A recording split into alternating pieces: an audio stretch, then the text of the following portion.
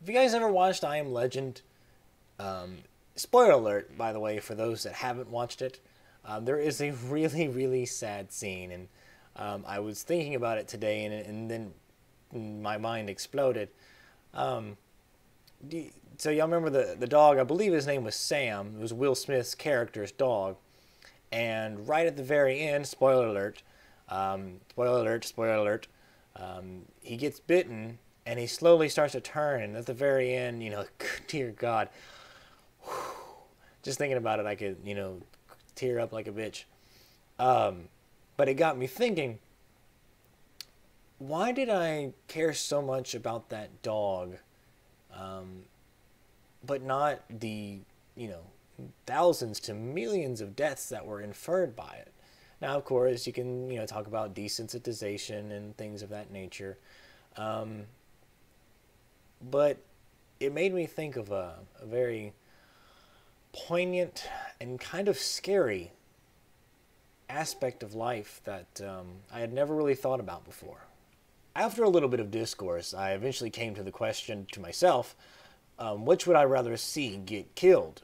A puppy or maybe a newborn? And, that's a tough call. And so the first thought was, well, they're both helpless. They both can't defend themselves at all. The dog maybe a little more so, but not by much. Um, and then went to cuteness, and I immediately thought the puppies were much cuter. Because, man, I've seen some babies, and some of them are just ugly babies. I mean, I don't know. Have you ever been to the hospital and you go see somebody and they're like, oh, look at the picture of my baby. And you're like, yeah, that's adorable. I really hope his head levels out when he gets older, because right now it's a cone. I really hope that's something that fixes itself later.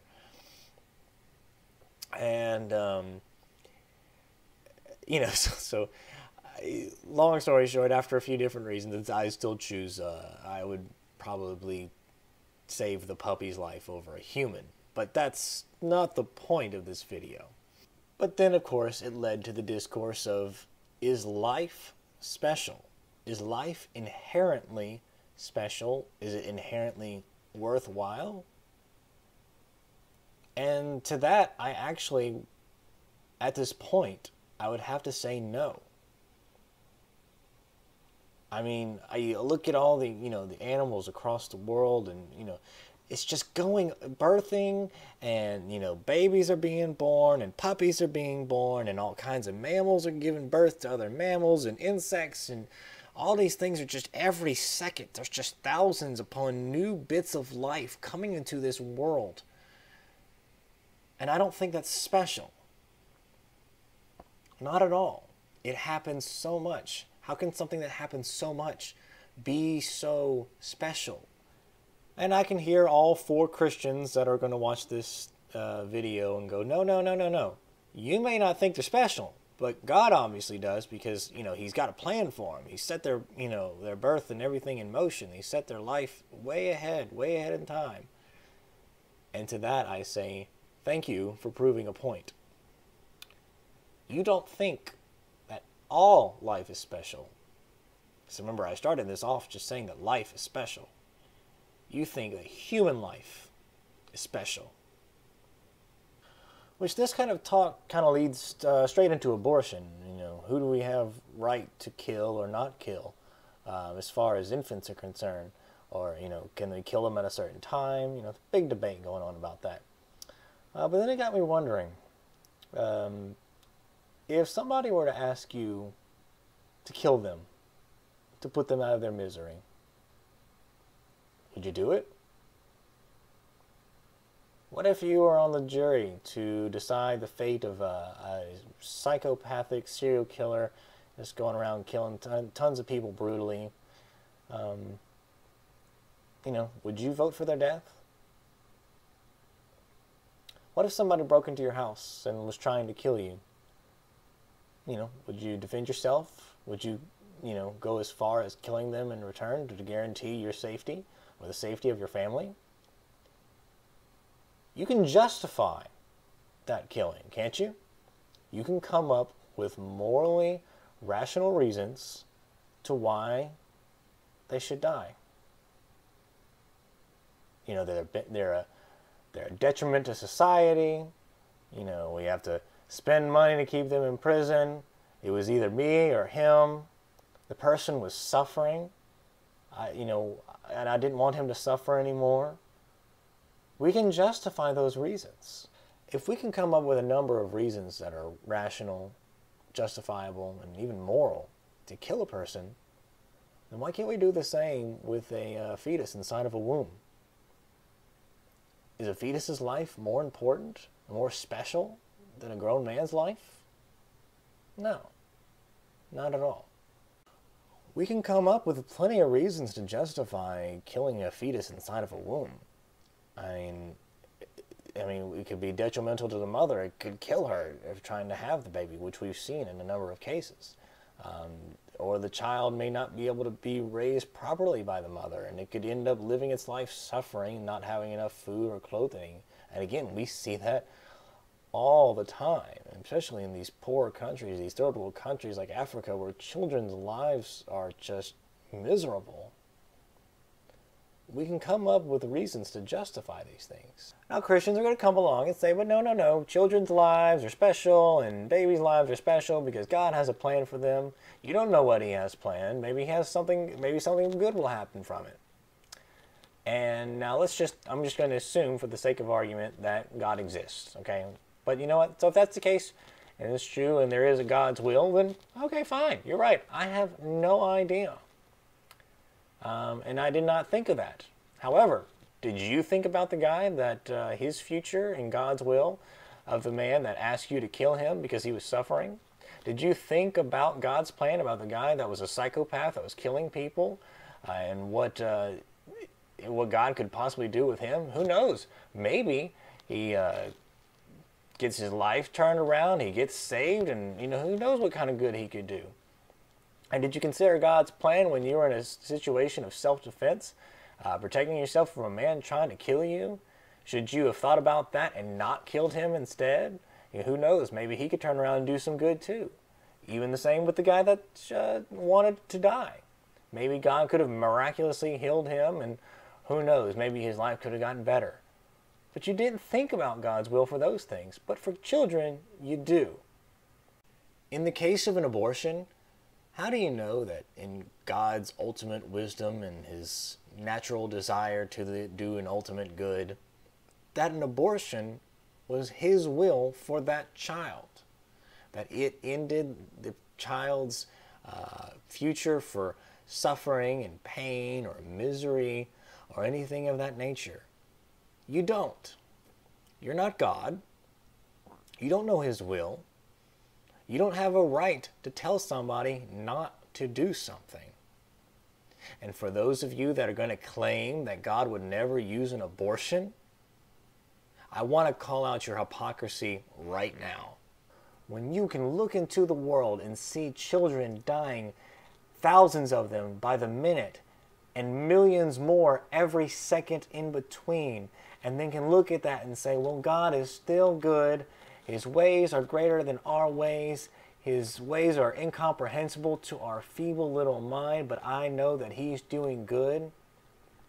But then when all of a sudden someone throws out a morally justifiable way for God to do something to end suffering for one child, then you want to tell us that we're wrong? You want to tell us that's not how God operates or how he does things? All of a sudden you know what he does? You're all of a sudden the megaphone for what God's intentions are? Hypocrisy at its finest. So the point is this. If you're a Christian and you believe God's will goes for a child all the way to a grown man, then you're sure not acting like it. Now, since most of my subscribers are atheists and that Christian argument really doesn't do much for them, I might as well address your concerns as well. As I've said before, I don't believe that life is inherently special. Living is not special. Think about all the creatures, and humans included, that are living right now. All the millions upon billions and even trillions of animals that are, that are giving birth to things, or laying eggs, and all this kind of different stuff, all throughout history. Living is not special. And if you believe that life is special, that life is inherently special, then do you feel that those kids in Africa right now that are starving or live just long enough, a few months or a few years or half a decade or whatever, just to die, do you think that they're special inherently just because they were born? I don't think you do. I think you believe they have potential. They have potential to be special. They have potential to do something. If somebody were to go in and grab them, take them the hell out of there, they have potential to do something greater than you or I, or who knows. Their life is potentially special, not inherently special. And then what about somebody that is, say, have special needs? They're mentally handicapped, or anything of that nature. Is their life special? I mean, to many people, it can be seen as a detriment to society. It can be seen as a detriment to the ones raising them. It can make their life so much harder. Are they special? I mean, we have some, cases of kids that, I can't think of what the syndrome is called, but, they have the mind of an adult, but a body like a child, and they can't move, they can't function, they can't do anything. Are they special? Are they inherently special? No. And potentially special? I'd have to say no to that either. Now, I'm not saying we should kill them because they're a detriment to society and, or anything of that nature. But, man, that's just me personally. Their lives are not special. Their lives are more of a burden. And many of them aren't even aware of it. And it's kind of scary. It really is. You hate to look at people that way, but that's just how it is. There's a video circulating by Richard Dawkins called "We Are the Lucky Ones." I highly suggest you go look it up. It's really inspirational, it's really good. I'm probably still going to have it as for my funeral. I have that and that movie featuring Neil deGrasse Tyson. Well, not a movie, but video clip. The Most Astounding Facts. It's just so. It's just so poetic and so, especially with the video and the music, and you get a tear in the eye, and I already can cry like a bitch for no reason. But it's called "We Are the Lucky Ones." This Richard Dawkins video, and it's basically just saying, we didn't have to be alive. We didn't have to be here. We're the lucky ones that actually got to experience life. But I also kind of disagree with that. Because we talk about, people that are suffering. Just living alone doesn't mean that you're lucky. If you're living in a comfortable life where you have more good than bad, and you live in, pretty decently, yeah, you're lucky. But living alone doesn't do that. Because people live way worse lives, and I hardly classify them as lucky. I know this is a little darker than you wanted me to get, and a lot more introspective as well, but I promise I'm going to end this on a high note. I'm not a nihilist, and nor do I think that life is meaningless and blah blah blah. No, I don't think that at all. In fact, one of my favorite quotes actually comes from Mewtwo. The Pokemon, from the Pokemon movie. And he says, "I can see now that the circumstances of one's birth is irrelevant. It's what you do with the gift of life that determines who you are. Now, of course, when I was 13 or 14, that blew my mind. But of course, I was 13 years old, so, that doesn't take much. But it did teach me that, each individual life is special. Even though right now I don't say it's inherently special. But what you can do with it, the potential that you have. You have so much potential, and you can do a lot of things. So even if you're born in a crappy situation, and even if you were raised in a crappy situation, you can still overcome that. And you can still come out better. Don't give up on yourself. You have no idea what it is you have to offer. Go out and explore. Figure it out. Make this world a better place. Alright guys, this is the Atheist Chef signing off. Thank you so much. If you disagree with me, please change my views. Tell me where I'm wrong. Tell me what I'm seeing wrong. Tell me what you feel.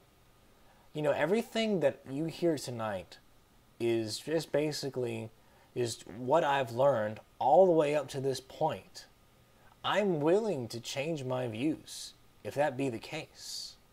I'm willing to be wrong. I was a Christian once, so, I'm totally willing to realize when I'm in wrong. So, let me know. Let me know what you think. Did I change things about how you feel? Did I help you see things a little bit differently? Let me know. Alright guys, that's it. I'm done. Peace. Double peace. Yeah, peace.